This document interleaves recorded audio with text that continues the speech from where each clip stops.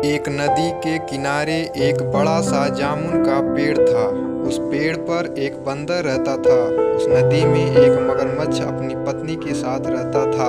धीरे धीरे मगरमच्छ और बंदर दोनों दोस्त बन गए। बंदर उस पेड़ से मीठे मीठे जामुन खाता था और मगरमच्छ को भी खिलाया करता था। एक दिन मगरमच्छ उनमें से कुछ जामुन अपनी पत्नी के लिए ले गया।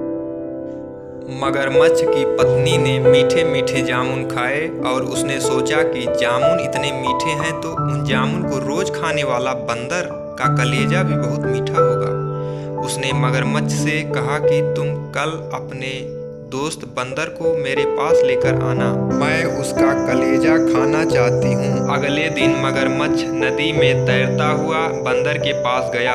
तब मगरमच्छ ने बंदर से कहा कि मेरी पत्नी तुमसे मिलना चाहती है, तुम मेरे साथ मेरी पत्नी के पास चलो। बंदर ने कहा कि मैं तुम्हारे साथ कैसे चल सकता हूँ, मुझे तो तैरना भी नहीं आता। तब मगरमच्छ ने कहा कि मैं तुम्हें अपनी पीठ पर बैठा कर ले चलूँगा।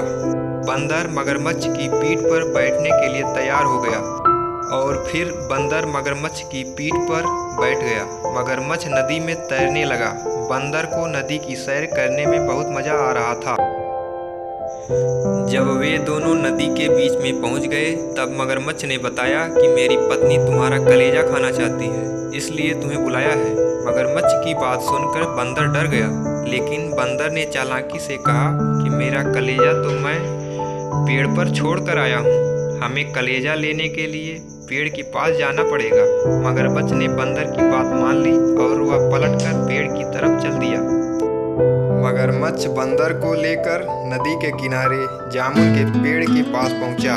पहुंचते ही बंदर मगरमच्छ की पीठ पर से उतरकर जल्दी से पेड़ पर चढ़ गया। पेड़ पर चढ़ने के बाद बंदर ने मगरमच्छ से कहा कि आज से तुम्हारी और मेरी दोस्ती खत्म। बंदर अपनी चतुराई से बच गया और मूर्ख मगरमच्छ मुंह लटका कर चला गया। तो बच्चों, इस कहानी से हमें शिक्षा मिलती है कि मुसीबत के समय घबराने की जगह हमें अपनी बुद्धि का उपयोग करके उस मुसीबत को दूर करने का उपाय सोचना चाहिए।